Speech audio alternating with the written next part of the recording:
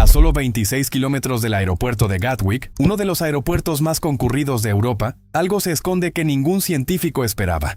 Una granja que alguna vez estuvo al borde de la quiebra, cargando 1.500.000 libras de deuda, es hoy uno de los lugares con mayor biodiversidad en toda Gran Bretaña. En apenas 2 décadas, las aves reproductoras se multiplicaron por 9. Las libélulas aumentaron en un 870%. Una mariposa declarada extinta en el país fue encontrada criando aquí de nuevo. Y por primera vez en más de 600 años, las cigüeñas blancas sacaron adelante polluelos en suelo inglés. ¿Cómo es posible que un pedazo de tierra que los expertos describieron como agotado, contaminado y disfuncional se convirtiera en el proyecto de rewilding de tierras bajas más grande de Inglaterra? La respuesta comenzó con una decisión desesperada, una idea tomada de un ecólogo holandés, y un acto de fe que desafió todo lo que la agricultura moderna daba por sentado.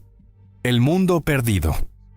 Durante miles de años, las tierras bajas del sur de Inglaterra fueron un mosaico de bosques abiertos, pastizales y humedales. Grandes herbívoros, uros, caballos tarpán, jabalíes, recorrían el paisaje, abriendo claros, esparciendo semillas en su estiércol y creando una diversidad de hábitats que sostenía incontables especies. La agricultura intensiva borró ese mundo. Los campos fueron drenados, arados y plantados con un solo propósito: maximizar la producción. Los setos fueron arrancados. Los cursos de agua fueron enderezados en zanjas. Los humedales desaparecieron bajo el arado. Los árboles antiguos fueron talados para hacer espacio a la maquinaria. La tierra, sometida a décadas de arado profundo, biocidas y fertilizantes sintéticos, perdió su estructura viva. Un experto que visitó una finca de Sussex a finales de los años 90 describió en términos contundentes lo que yacía bajo la superficie. El suelo estaba esencialmente muerto, despojado de sus microorganismos, de sus redes fúngicas, de su capacidad para sostener la vida. No era suelo, solo tierra. El daño no fue inmediatamente visible. Generación tras generación, los granjeros perdieron el punto de referencia de lo que la tierra había sido alguna vez.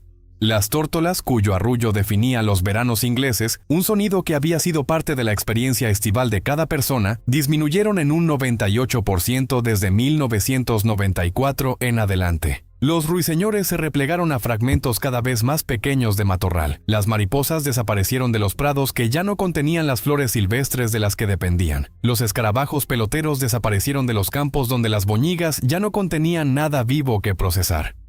El coro de insectos que alguna vez zumbaba en las tardes de verano enmudeció, y la mayoría de la gente nunca lo notó porque nunca había sabido que estaba allí. Bajo la superficie, el agotamiento era total. Los suelos pesados de arcilla se comportaban como concreto en verano y como avena impenetrable en invierno. Los rendimientos se estancaban mientras los costos subían. Los subsidios enmascaraban el desequilibrio, pero no podían arreglar el problema fundamental. La tierra estaba trabajando contra sí misma. En la finca Knepp, en West Sussex, esta historia se desarrolló con particular severidad.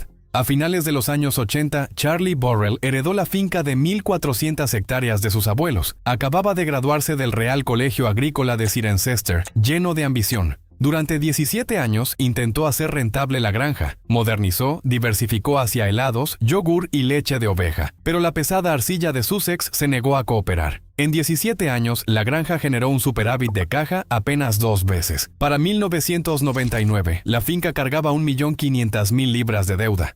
El consejo de su padre, que se había mudado a Australia, fue contundente. Si quería seguir viviendo en Knepp, tenía que dejar de cultivar. No era un razonamiento ecológico, era aritmética. Simplemente dejar de perder dinero. El experimento. En febrero del año 2000, Burrell vendió los rebaños lecheros y la maquinaria para pagar las deudas. El momento fue afortunado. Ese invierno, las inundaciones devastaron el sureste de Inglaterra, y en 2001 la fiebre aftosa paralizó la industria cárnica y láctea británica. Fue por esta época que un libro lo cambió todo. Ecología del pastoreo e historia forestal, del ecólogo holandés Frans Vera, propuso una idea radical: que el paisaje europeo prehistórico no era un bosque denso, sino un mosaico abierto mantenido por grandes herbívoros. Siglos de suposiciones habían imaginado la Europa prehumana como un dosel ininterrumpido de árboles. Vera argumentó que millones de bovinos salvajes, caballos, jabalíes y ciervos habían mantenido el paisaje abierto, dinámico y extraordinariamente biodiverso. Si esos animales fueran reintroducidos, o al menos sus equivalentes modernos, la Tierra podría regenerarse por sí sola sin planes de manejo humano. Burrell y su esposa, la escritora Isabella Tree, viajaron a los Países Bajos para visitar Oostvaardersplassen, la reserva que Vera había ayudado a crear. Lo que vieron los convenció. En diciembre de 2002, Burrell envió una carta de intención a Natural England declarando su visión: convertir Knep en un área de naturaleza salvaje impulsada por procesos naturales, sin metas predeterminadas, sin objetivos por especie, dejar que la Tierra decidiera. La idea fue recibida con hostilidad. Llegaron cartas acusando a la pareja de desperdiciar tierra productiva, de convertir su hogar en un adefesio de malezas y zarzas. Para muchos en la comunidad agrícola, abandonar el cultivo se sentía como una traición a los valores culturales. Pero Burrell reunió un consejo asesor de unos 30 expertos, ornitólogos, botánicos, entomólogos, que le proporcionaron rigor científico y defensa institucional, para un enfoque que pedía a los formuladores de políticas tolerar resultados no escritos de antemano. El riesgo era total. Si el experimento fracasaba, la familia perdería una finca que había estado en sus manos durante más de 200 años. Comenzaron con Repton Park, 140 hectáreas aradas continuamente desde la Segunda Guerra Mundial. Restauraron los cursos de agua a su estado natural. Eliminaron las cercas internas. Y luego introdujeron a los actores que cambiarían todo. Vacas Longhorn inglesas como sustitutas de los uros extintos. Ponis Exmoor para reemplazar a los desaparecidos tarpanes. Cerdos Tamworth en lugar de jabalíes y ciervos rojos y gamos, todos libres de vagar y remodelar la tierra a su antojo. La pregunta que nadie podía responder: ¿volvería la vida?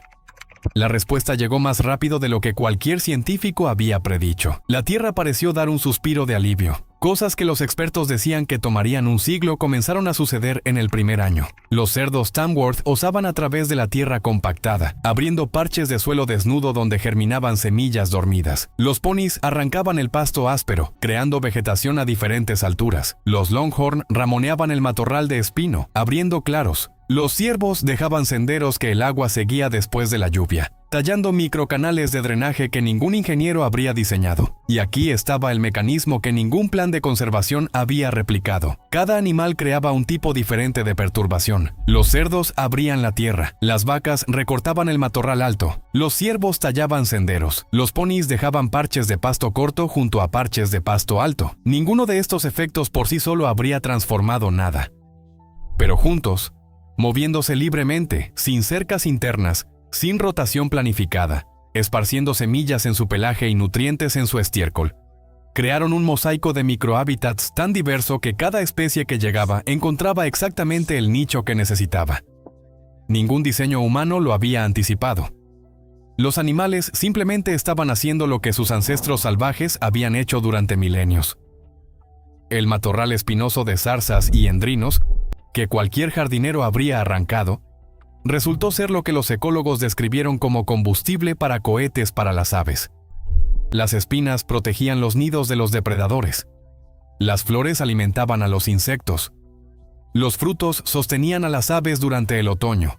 Y la estructura densa y enmarañada creaba un microclima protegido, más cálido en invierno, más fresco en verano, exactamente lo que los ruiseñores, las tórtolas y las currucas necesitaban para reproducirse. Roger Morgan Grenville, naturalista y escritor que más tarde se uniría al equipo de safaris de Knep, inicialmente solo veía cardos y abandono durante sus primeras visitas, pero el cambio se anunció primero a través del sonido. Un cuco. Luego un ruiseñor desde un matorral que un año antes no existía. Luego mariposas, primero comunes, luego raras, en algún momento que no podía precisar. La tierra dejó de verse abandonada y comenzó a verse viva de una manera que ningún campo cultivado había logrado. Los números siguieron. En una sola boñiga, se encontraron 23 especies de escarabajo pelotero. El escarabajo violeta d'or, no registrado en Sussex en 50 años, reapareció en abundancia. Sin pesticidas en el suelo, las poblaciones de invertebrados explotaron. Más de 1.600 especies de insectos serían finalmente catalogadas en la finca, muchas de ellas raras a nivel nacional. Los ruiseñores subieron de 9 machos cantando en 1999 a 62, mientras las poblaciones en el resto de Gran Bretaña seguían colapsando. Las tórtolas pasaron de 2 machos cantando en 2008 a 22. el único lugar en toda Gran Bretaña donde esta especie estaba aumentando. Mientras la población nacional se había desplomado en un 98%. La mariposa emperador púrpura, 0 individuos registrados en CNEP en 2010. 148 contados en un solo día en 2017, un récord nacional en ese momento. 283 para 2025, convirtiendo a CNEP en hogar de una de las colonias más grandes del país. Y la mariposa concha de tortuga grande, declarada extinta desde los años 60, fue descubierta criando en los matorrales de CNEP por 2 eminentes lepidopterólogos. Nadie la había reintroducido. Según lo que los científicos entienden ahora, la especie parece haber recolonizado naturalmente desde Europa continental, ayudada por las condiciones cálidas y encontrando en el paisaje renaturalizado exactamente el hábitat que necesitaba. La finca ahora albergaba las 5 especies de búho del Reino Unido, 13 de sus 17 especies de murciélago, y una docena de aves reproductoras en la lista roja. Los datos imposibles. Bajo la superficie, los datos resultaron aún más impactantes. Investigaciones financiadas por el gobierno usando tecnología de la empresa de muestreo de suelos AgriCarbon revelaron que el suelo renaturalizado de CNEP absorbía hasta 4,8 toneladas más de dióxido de carbono por hectárea por año que las granjas convencionales cercanas. El carbono total del suelo y la biomasa microbiana se habían más que duplicado desde que cesó la agricultura. Los hongos micorrízicos, la red invisible subterránea que conecta las raíces de los árboles y les permite compartir nutrientes y señales químicas, se habían más que triplicado. Suelo que alguna vez fue descrito como tierra muerta, ahora estaba almacenando carbono a tasas comparables a bosques nativos de hoja ancha de 25 años de edad. La tierra no había necesitado que nadie le enseñara a recuperarse, solo necesitó que la gente dejara de matarla. Luego llegaron las cigüeñas. En 2016, CNEP lanzó un programa de reintroducción de cigüeñas blancas con el Cotswold Wildlife Park y la Fundación de Vida Silvestre Roy Dennis. Trajeron juveniles del zoológico de Varsovia junto con 4 adultos heridos, víctimas de accidentes de tráfico y líneas eléctricas en Polonia, para servir como una población imán. El 6 de mayo de 2020, una pareja de cigüeñas en libertad sacó adelante 3 polluelos en lo alto de un roble de CNEP. Las primeras cigüeñas blancas en criar en Gran Bretaña en más de 600 años, el último registro databa de 1416 en la Catedral de San Egidio en Edimburgo. Para 2023, 11 nidos produjeron 26 polluelos. Algunos juveniles, equipados con rastreadores GPS, migraron a Marruecos y regresaron a CNEP cuando alcanzaron la edad reproductiva. En 2024, 6 aves que habían nacido en la finca regresaron de África para anidar. El proyecto buscaba establecer 50 parejas reproductoras en todo el sur de Inglaterra para 2030. La aldea más cercana es Storrington, del antiguo sajón Storchestone, que significa aldea de las cigüeñas. 6 siglos después, el nombre era literal de nuevo. Y la cuestión del dinero. El turismo de CNEP, safaris, camping, glamping, generaba alrededor de 800,000 libras anuales con un margen de ganancia del 22%. La carnicería artesanal vendía 75 toneladas de carne salvaje orgánica por año. Los edificios agrícolas convertidos se alquilaban como oficinas y espacios para eventos. Comparado con las fincas del sureste de Inglaterra, usando datos de Savills, CNEP consistentemente superó el promedio regional por hectárea. La finca que alguna vez perdía dinero cada año ahora era más rentable que cuando intentaba ser una granja convencional. Si se eliminaran los subsidios, seguiría siendo un negocio autosuficiente, algo que nunca habría sido posible cuando estaban cultivando. El verdadero debate. CNEP no está exenta de críticos. Poseer 1,400 hectáreas en el sureste de Inglaterra, con un castillo diseñado por John Nash y 2 siglos de historia familiar, proporciona un colchón que ningún granjero arrendatario podría replicar.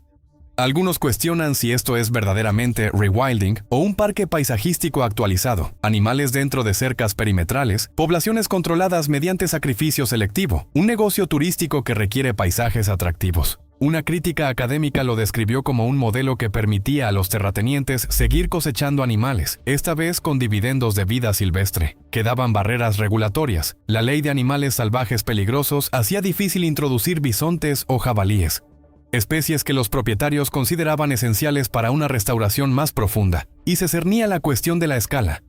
El 70% de la tierra de Gran Bretaña era cultivada, y los analistas estimaban una brecha de financiamiento de hasta 6,9 mil millones de libras al año para alcanzar las metas de restauración. Cuando le dijeron que solo podría haber un CNEP, Burrell, según se reporta, consideró la idea como absurda. Sostenía que había espacio para muchas más fincas renaturalizadas. CNEP demostró lo que era posible, pero replicarlo requeriría una reforma de políticas, mercados funcionales de créditos de carbono y biodiversidad, y un cambio profundo en cómo la sociedad entendía la relación entre la tierra y la productividad. Expansión. En 2020, los castores fueron reintroducidos en los cursos de agua de CNEP, los primeros en vivir en libertad en Sussex en alrededor de 400 años. En cuestión de meses, sus represas comenzaron a crear estanques de humedales que atrajeron aves nidificantes, incluyendo las tórtolas cuyos números habían estado subiendo de manera constante en la finca. Los humedales de los castores estaban replicando en miniatura lo que los castores de Escocia habían logrado en Knapdale,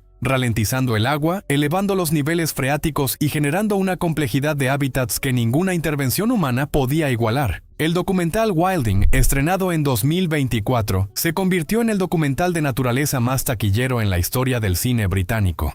El libro en el que se basaba, escrito por Isabella Tree en 2018, había sido traducido a más de 20 idiomas e inspirado proyectos de rewilding desde Rumania hasta Australia. Administradores de tierras que controlaban más de 400.000 hectáreas visitaron CNEP para estudiar el modelo. Burrell ahora presidía la Fundación Conservation Carpathia en Rumania, un proyecto que algunos llamaban el Yellowstone de Europa. El concepto que había nacido de una bancarrota en Sussex ahora estaba moldeando la política de uso del suelo en todo un continente. A Morgan Grenville le gustaba detenerse al final de cada safari frente a una escena que lo capturaba todo. Ponis Exmoor, vacas Longhorn, una cerda Tamworth con lechones y cigüeñas posadas en un roble. Luego un lechón corría hacia campo abierto, los ponis se dispersaban, una cigüeña alzaba el vuelo y las vacas se daban la vuelta para mirar. El Serengeti de Inglaterra, a 26 kilómetros de un aeropuerto internacional, y nada allí intentaría comerte. 25 años antes, esa tierra estaba muerta, endeudada y condenada. Todo lo que se necesitó fue dar un paso atrás para dejarla recordar lo que siempre había sabido hacer. En el año 2000, una granja que cargaba 1.500.000 libras de deuda dejó de cultivar. Para 2025, esas 1.400 hectáreas de tierra agotada se habían convertido en uno de los sitios con mayor biodiversidad de Gran Bretaña. La pregunta que CNEP deja abierta no es si la naturaleza puede recuperarse. Eso ya lo demostró. La pregunta es si estamos dispuestos a confiar en ella a una escala que realmente importe.